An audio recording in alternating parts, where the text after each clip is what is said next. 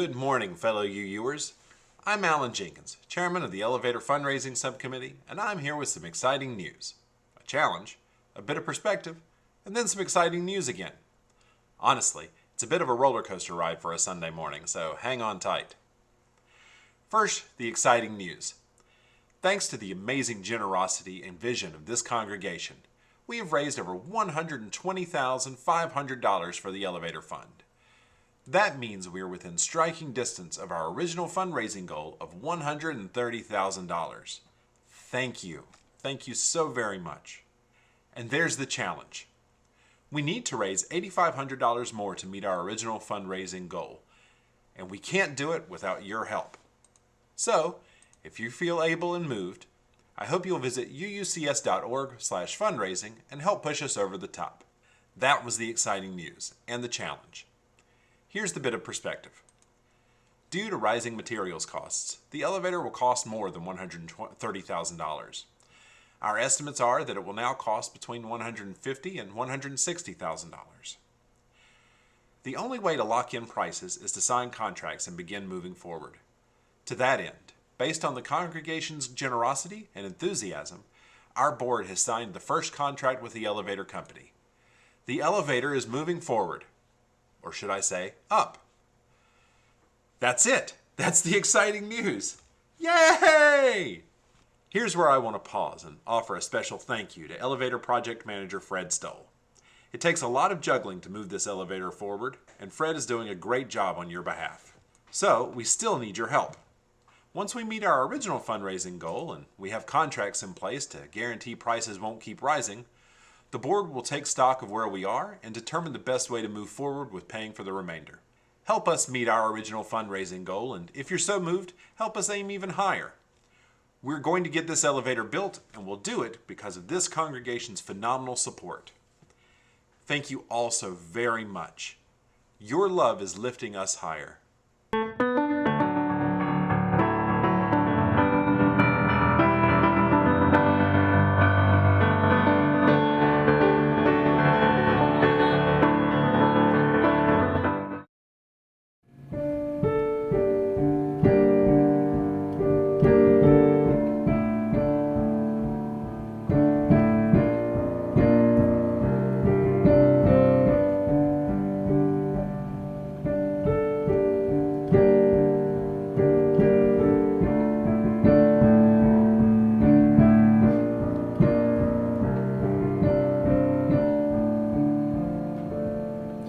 Ancient Mother, I hear you calling.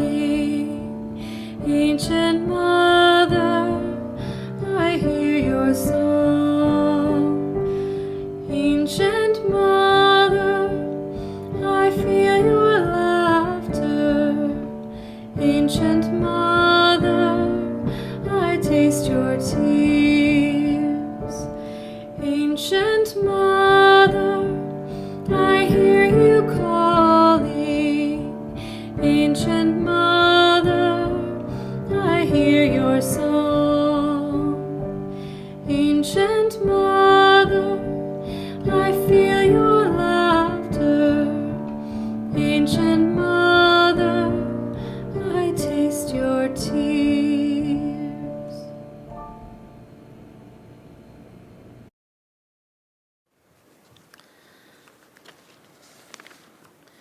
Good morning.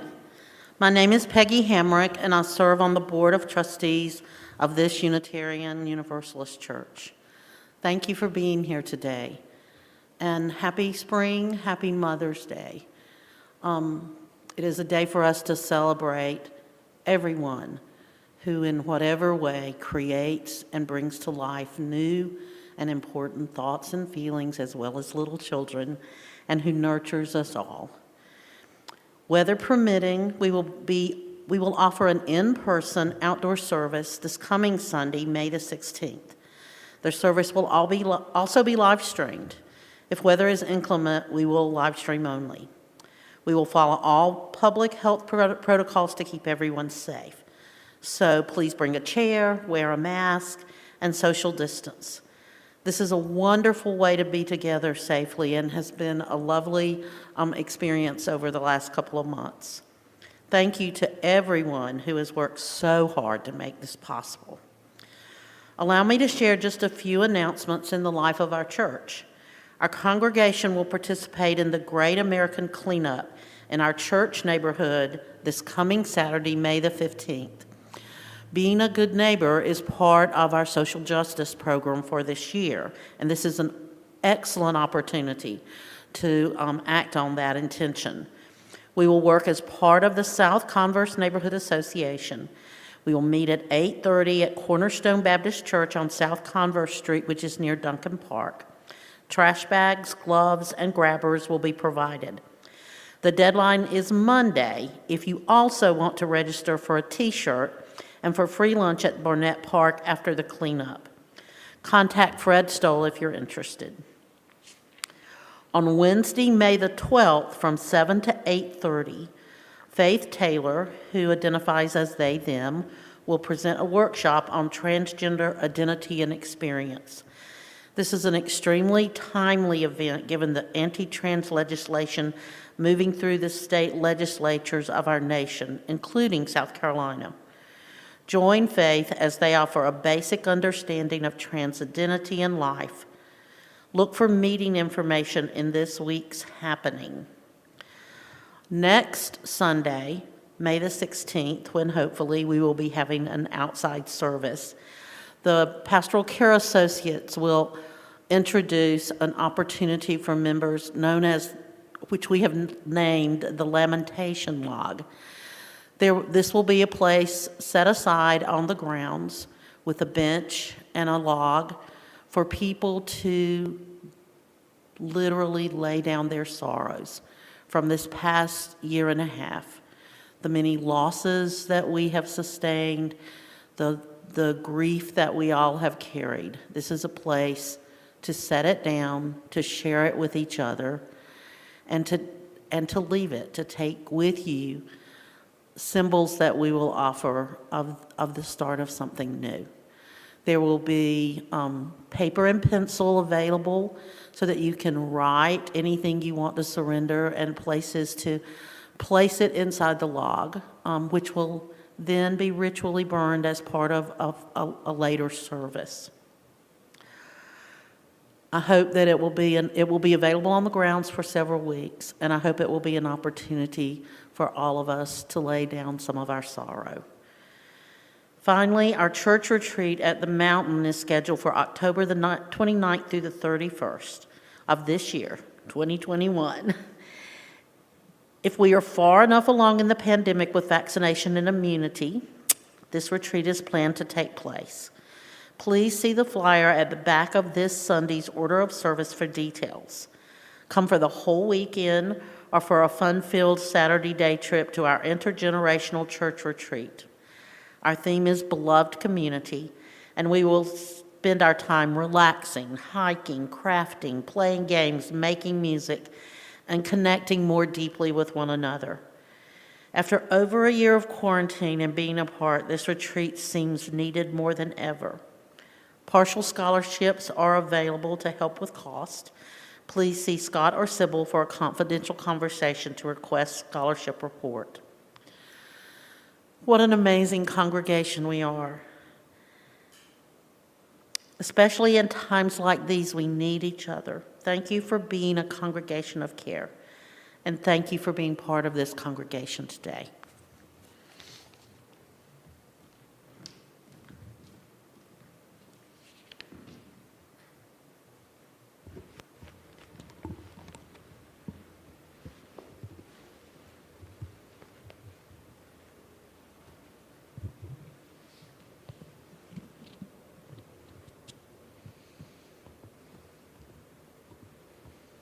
Good morning.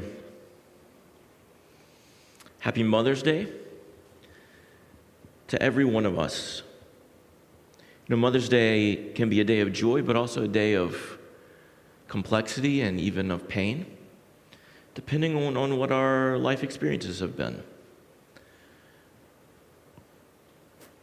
And in this congregation, on this day, which we mark every year, We celebrate all of our mothers, certainly those who have given life to us, but not only given life to us by giving birth to us, but giving life to us by nurturing us and teaching us and guiding us. Those mothers who have come to us to raise us and help us grow into our maturity all throughout our lives, in our infancy and in our childhood, in our adolescence, in our early adulthood, even in our later adulthood. I want to invite you in this moment to bring to mind those people who have been to you a mother across gender distinctions, the ways in which we all can express nurture and care, those highest ideals that we associate with motherhood.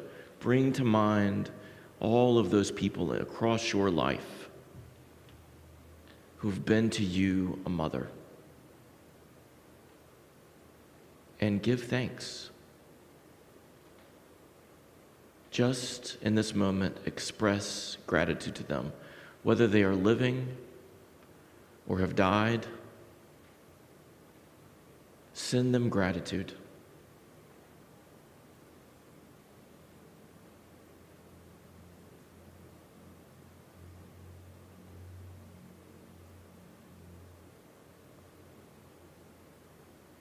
You heard in the announcements today all that is happening in this church, just with a small series of announcements about our activities, not nearly everything that's taking place.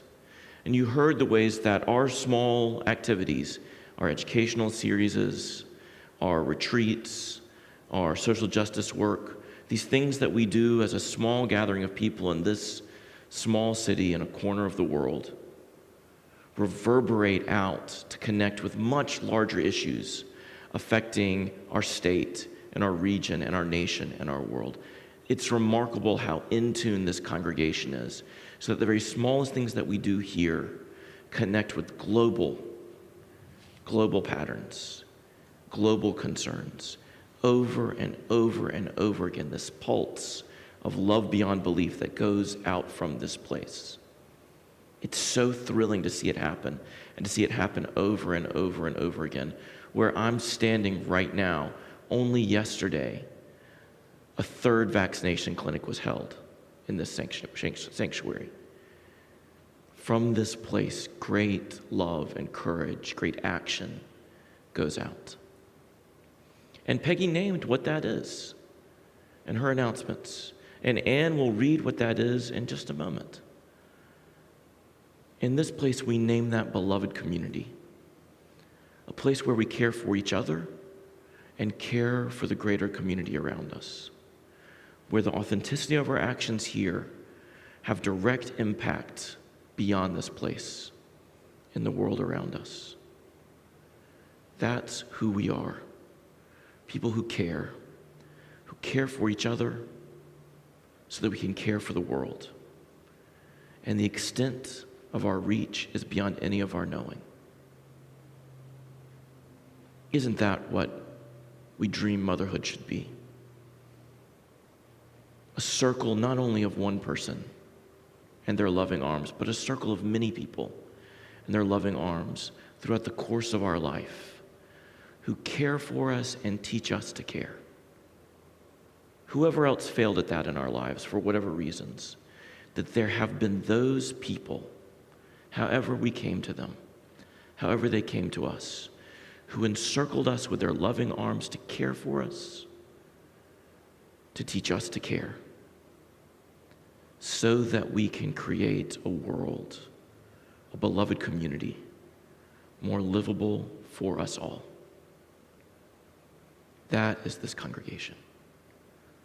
Congregation of mothers, no matter bloodline or gender. A place where love gathers us in to push beyond all bounds. Thank you for being here today.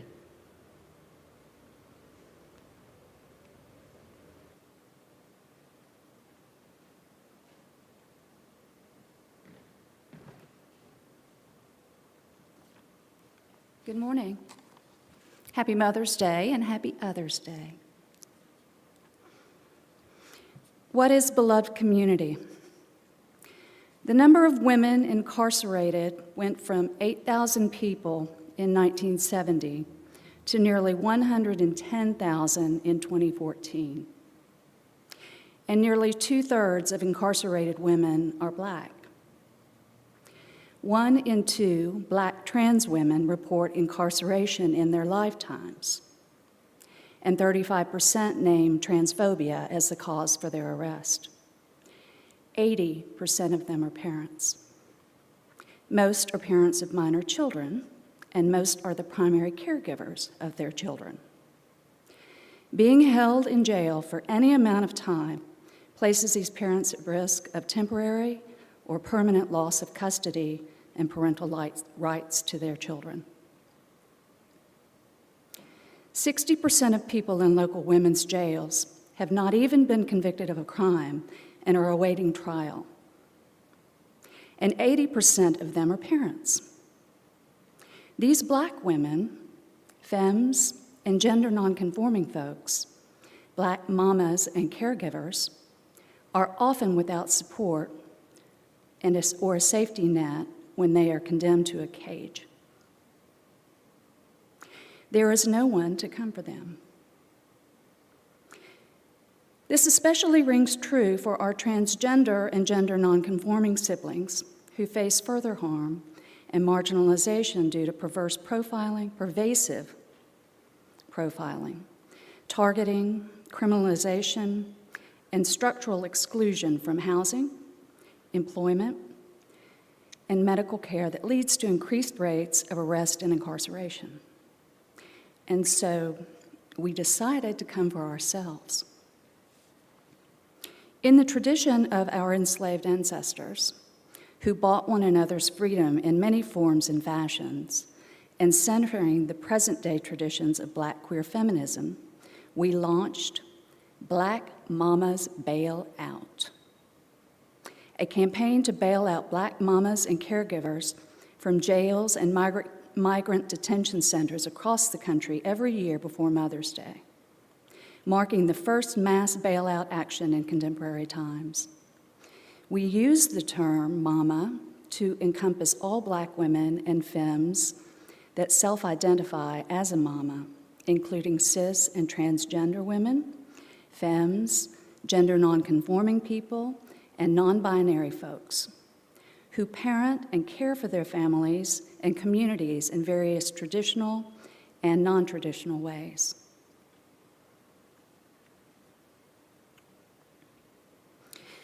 Beloved community happens when people of diverse racial, ethnic, educational, class, gender, sexual orientation backgrounds and/or identities come together in an interdependent relationship of love, mutual respect, and care that seeks to realize justice within the community and in the broader world.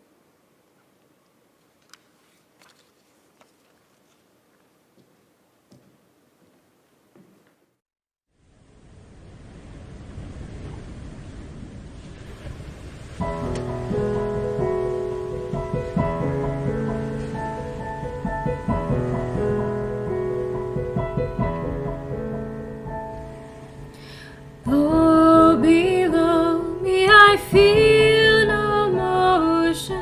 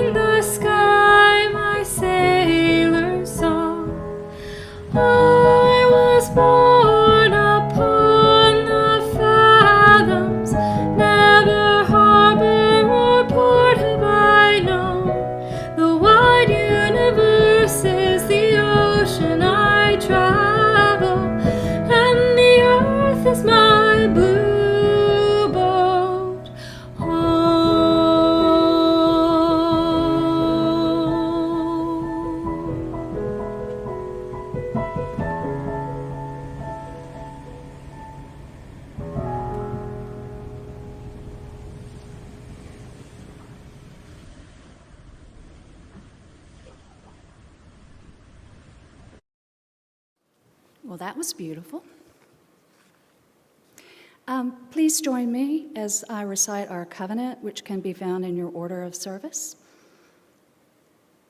We are a people of faith and hope. Together we covenant to strive to become our better selves, to honor both the critical mind and the generous heart, to prove that diversity need not mean divisiveness, and to respond to systems of violence and oppression with the power of a love beyond belief.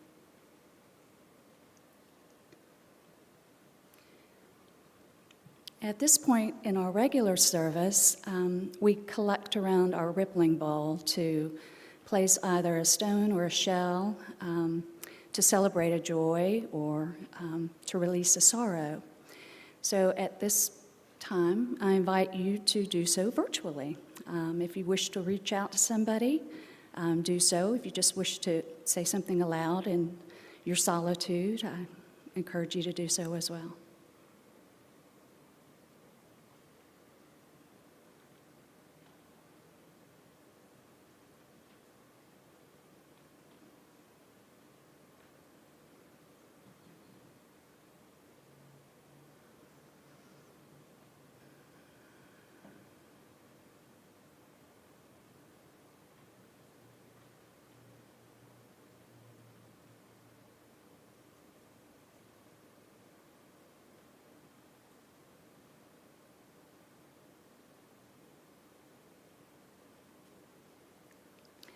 This morning, our our offertory, Share the Plate, will help fund the Support the Latinx Immigrants. Scott mentioned to me this morning that this is an ongoing, we've been doing this, you may know, regulars, since last year, and we are making quite an impact. The fund that we collect today, the Share the Plate, will go to help the pockets that are not being covered by the grants that we have been receiving statewide. So please, if you can, dig a little change out and share with our Latinx neighbors and friends.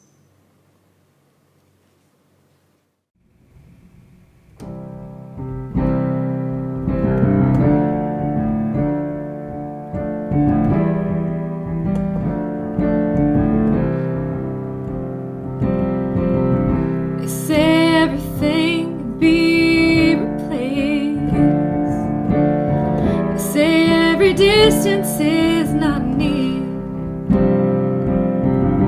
so I remember every face of every man who put me here. I see my light come shining from the west down to the east. Any day now, I shall be released. They say every man needs protection. They say every man must fall. Yet I swear I see my reflection somewhere so high above this wall. I see my light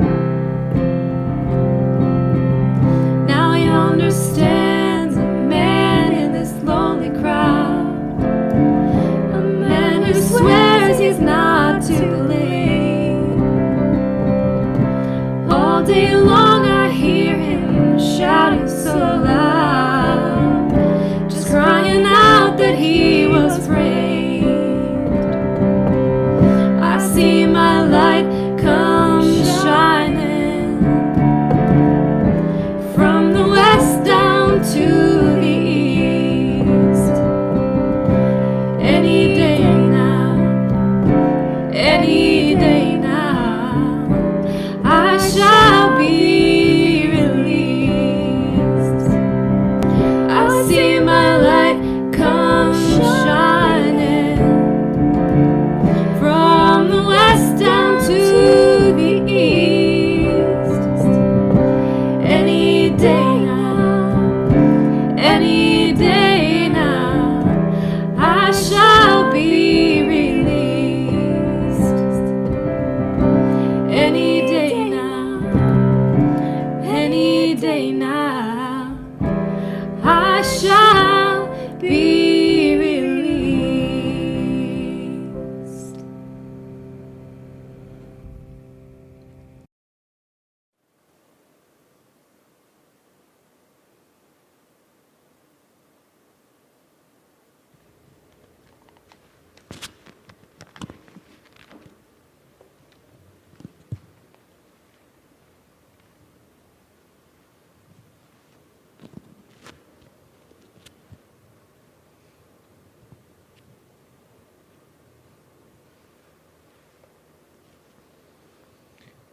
I want to thank Anne and Peggy and Pam and Tiffany who have come on this Mother's Day or who have provided for their partners to come on this Mother's Day to provide this service for us all. Thank you all for giving of this day. Join me in silence.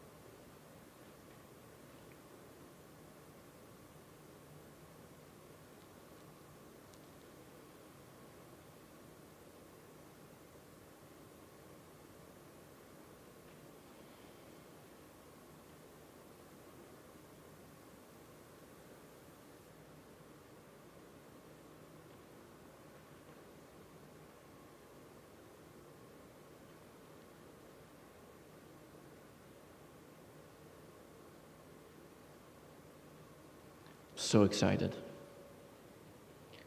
I've been excited about a lot of things. Today I am maybe more excited about this congregation than I have been over the last almost 4 years. I'm so proud. There's a lot that I'm proud about. The way we care for each other, the way we engage in the community, the hands-on actions that we take, the unbelievable generosity of giving, financial giving, energy giving, self-giving, all the ways that we pour ourselves out. The gardening, the native plants, the generations of people who have cultivated this sacred grove. The music, did you hear the music today? and the reading and the level of challenge that we offer to each other, the way we push each other to go deeper and further, to be real and authentic and to care for each other. I feel so proud and so excited about all of these things and so much that's unnamed. Our entire RE program and its continued growth, the way it touches families and supports children and their families, on and on and on. All the ways that we show up for each other. You know, ways that I haven't remembered to name. I'm so excited and proud for all of these things, but today, more than ever before, I feel proud and excited at a level that I have not felt, trying to keep it together here. Because this week, this congregation became a congregation of abolitionists.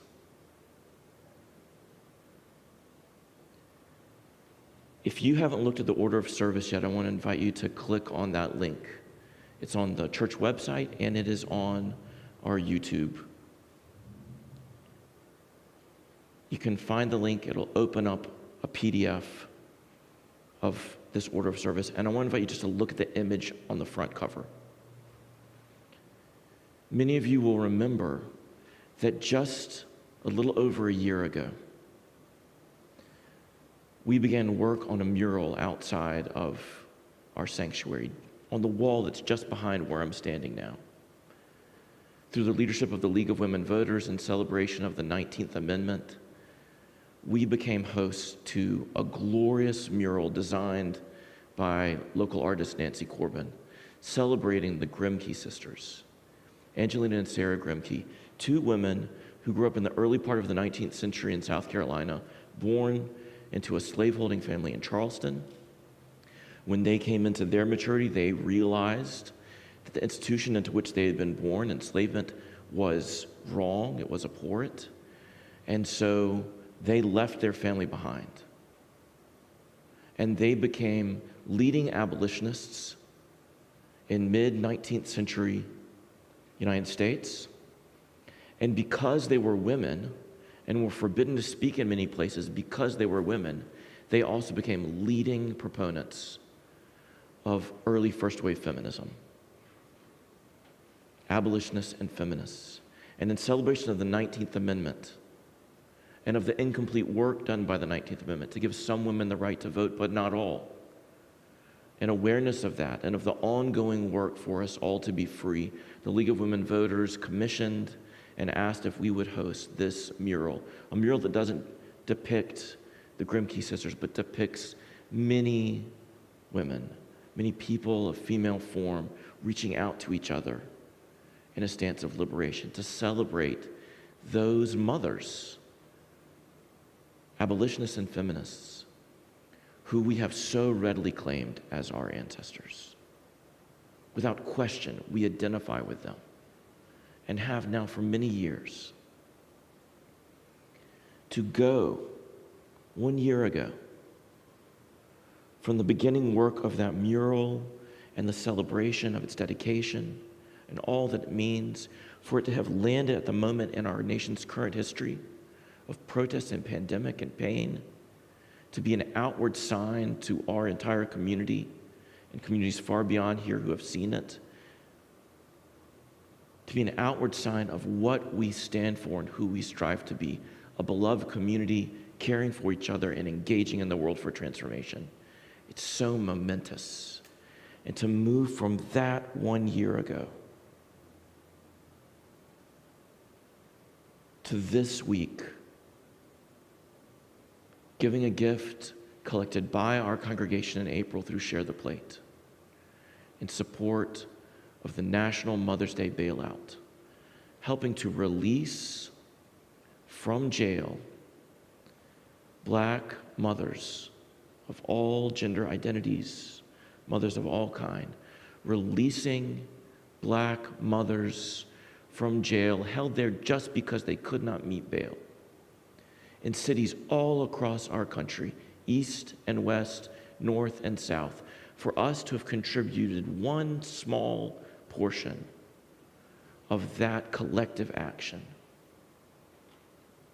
One small part of more than $500,000 raised to release these mothers from jail, to go from a symbol of abolition in 1 year's time to the action of abolition. I feel overwhelming pride. If the Grimke sisters were to walk through the doors of this congregation, and stranger things have happened in this congregation, this sanctuary has seen stranger than that. If Angelina and Sarah Grimke were to walk into this sanctuary, and we were to cede the pulpit to them, as I swear on my life I would do, hand them the microphone and sit down to listen, wouldn't we want to identify with their cause? Wouldn't we want to be seen by them as worthy descendants of their labor? Wouldn't we want to answer the summons of their lives in our lives today? Wouldn't we want them to be proud of who we are standing in their lineage? These women who stepped forward out of their lives, out of the norms of their society, who broke with family and broke with congregation and broke with society to become abolitionists that opened the way with their colleagues, with their co-conspirators, for waves of emancipation. Emancipation for people enslaved and emancipation for women in their lives. Wouldn't we want to be true to the lives and the stories that they've given us? And this week, that is what we have done. The National Mother's Day Bailout is a collective action that gathers resources from every corner so that mothers who are locked up in jail because they can't afford bail can be free. Can be free and can return to their families. Mothers who are in jail for all kinds of reasons, including mothers who were arrested during the protest movement of the last year, including people who have been hunted down for all kinds of reasons, including citizenship status. And we have joined in an effort to set those mothers free. Because when people are locked up because they don't have enough money to get out, the hierarchies of class, of rich and poor, are further compounded in our society. And the strain on families is further compounded. Imagine what it does to a family when the mother's not there. Imagine. You know, in my own family, my life partner and I, my wife and I, and our 2 children, if we had to choose which parent to have absent, I can tell you it would not be her. It would not be my wife, my children's mother. Now, I am valuable and I bring a lot to our family, and we're a really strong team together. But if you had to make a choice, she's not the one to remove from the home. It is terribly difficult for families when mothers are taken from home and locked up just because they can't afford to get out, just because they can't meet bail. And if that has an adverse and compounding effect on one family, imagine on a neighborhood, imagine multiple families, imagine on a community, imagine on a nation, imagine the way that it tears at us, the way it pulls at us. Imagine the suspicion and the anger, the rage at our justice system, if it can be called a justice system. How punitive that is. What just society would design a system like that? How did we get here? The Grimke sisters, if they were here, would trace back the history very clearly for us about how a punitive economy that exploits human beings develops a justice system that is punitive and exploitative and that depends heavily on money. I am so proud that in the 21st century, this congregation, in a small way, has taken a first step to join a much larger effort by siblings across this country to become modern-day abolitionists in the ongoing fight for emancipation and freedom. If you're confused about what I'm talking about, if you're not sure that you follow the historical and social line of thinking that I'm offering you, I want to encourage you to do one or both of two things. One is just to click on the link in today's order of service for the National Bailout and read the explanations that are offered there. Anne has already offered us some of that reading, but there is more. And it will share with you the lived, everyday impact of our justice system on the lives of mothers and their families, their communities, and our society as a whole. And if that isn't clear enough, I want to urge you to pause this video and go online and type in New Jim Crow. New Jim Crow. There's a book that'll come up about the history of our system of incarceration. And I want to encourage you to buy a copy and read it. More than anything I'll say today, those two actions will show you what I'm talking about and what you can do to act as an abolitionist. We are not free. We are not free, especially those people who our society hunts for political gain through ICE,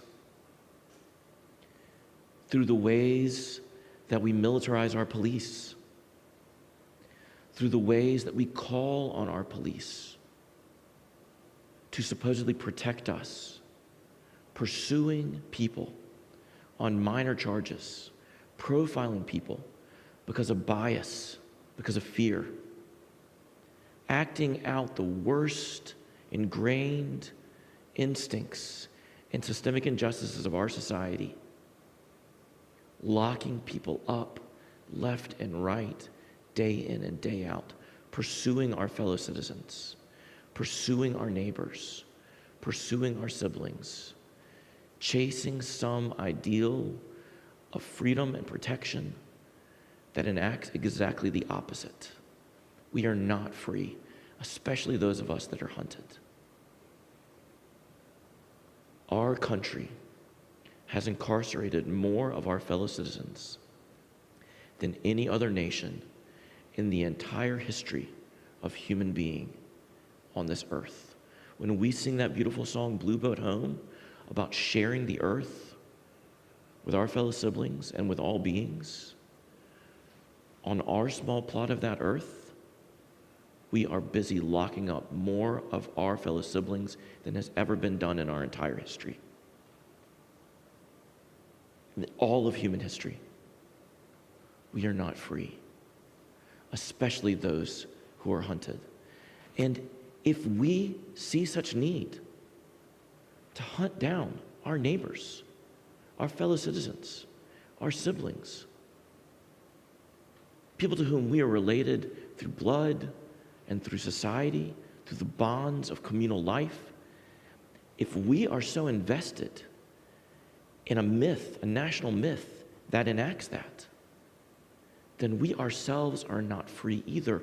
We are captives to our own fear, to our own confusion, to the lies of national history that we tell ourselves, captive to the systems of racism and sexism, of transphobia and homophobia, all the things that Anne read about earlier. We are not free. These forms of captivity, they're not the same. And we prioritize and honor those most at the margins, most targeted, most vulnerable, most violated. These are the people who can teach us the most. Their lives bear wisdom that we should listen to And if we listen to their lives, they will show us a path to freedom by honoring and respecting those so terribly disrespected and violated. But we are in relationship. We are connected, inextricably, interconnected, interdependent with one another. And we are all trapped in terrible cycles of injustice and violence.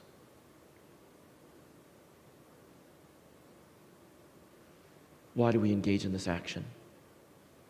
Why do I talk about this? I know some of you are sick of me talking about this. The reason that I talk about this over and over again, at the risk of upsetting you and offending you, as I know I have done, at the risk of boring some of you, as I'm not sure how I've done, but I know I've done. The reason that we do this, me and you and us together, is so that we may all be free. So that we may all be free. That is our desire. That is my desire, and that is the desire that fuels our action, for us all to be free. Think of the Grimke sisters, born into a family that held slaves, a family of immense wealth and privilege for their time. A life situation that they had no need to leave. So much was ready-made for them. But they realized that if they stayed in that life situation, they could not possibly live lives of truth. That all of their ideals, all that they believed, all that they pretended to be would be a lie. Their faith would be a lie. Their newfound civic identity in the early days of the United States would be a lie. All that they held dearest and most true would be a lie if that is where they stayed. They would become people perpetuating a system of violence and oppression without love. Without love. Giving a lie to what they claim to believe. And so they broke free. They broke free. And when they broke free and started that hard road of exclusion, of exile, of denigration, all that came to them, and that they bore on behalf of those who they knew experienced a level of exclusion and exile and denigration and violence beyond anything they themselves would experience, just because of the color of their skin and the privilege of their birth. They walked that hard road. They bore that path so that we could all be released, so that we could all be free. They claimed the freedom of their conscience and action so that we could all move forward, and we did. We did. And if they were to come into this room today, I feel certain that they would stand before us and say, and there is so much further to go. I am so proud. I'm so proud today and so excited. Beyond everything else that we have done that I'm so proud of and excited. Because 1 year ago, we placed the image of abolitionists on the walls of this congregation. And today, inside the walls of this congregation, and breaking open the walls of this congregation to reach out to the world, is a congregation of abolitionists. People who are fighting for freedom, for our siblings, and for us all. Today we honor our mothers. And for this congregation and the long lineage of mothers who are with us and who have been with us. Mothers who have cared for us and taught us, nurtured us and raised us. In that rich and full history from the present back millennia into the past, all of those mothers who have taught us, and reared us, raised us and nurtured us to bring us to this moment today, stand two sisters, two mothers of this congregation, who reach out their long arms of love and justice and summon us to the work of freedom for every single child of this universe.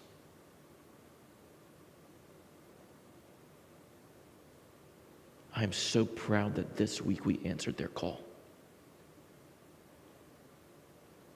Next week, too.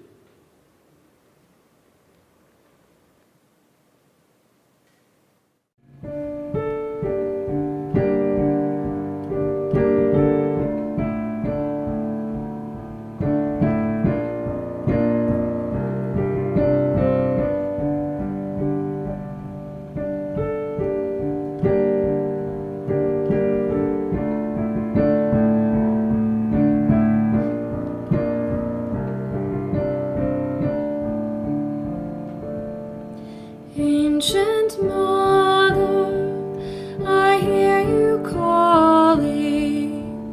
Ancient Mother, I hear your song. Ancient Mother, I feel your laughter. Ancient Mother, I taste your tears. Ancient Mother, I hear you calling. Ancient Mother, I hear your song. Ancient Mother, I feel your laughter. Ancient Mother, I taste your tears.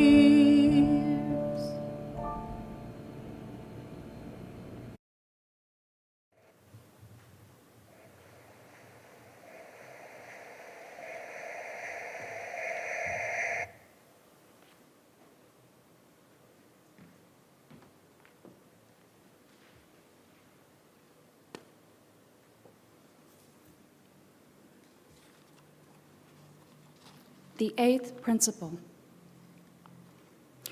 We, the member congregations of the Unitarian Universalist Association, covenant to affirm and promote, journeying towards spiritual wholeness by working to build a diverse, multicultural, beloved community, by our actions that accountably dismantle racism and other oppressions in ourselves and in our institutions.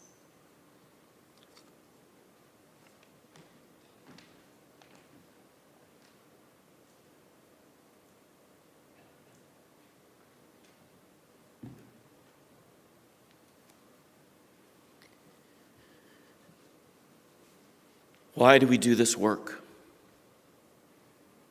Why do we talk over and over and over again about these things? So that we may all finally be free. Happy Mother's Day.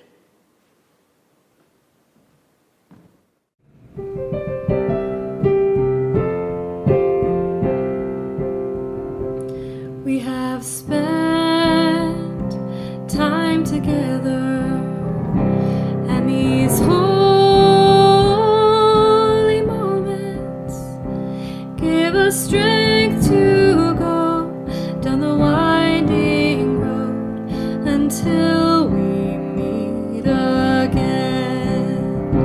We have spent time together, and these holy moments give us strength to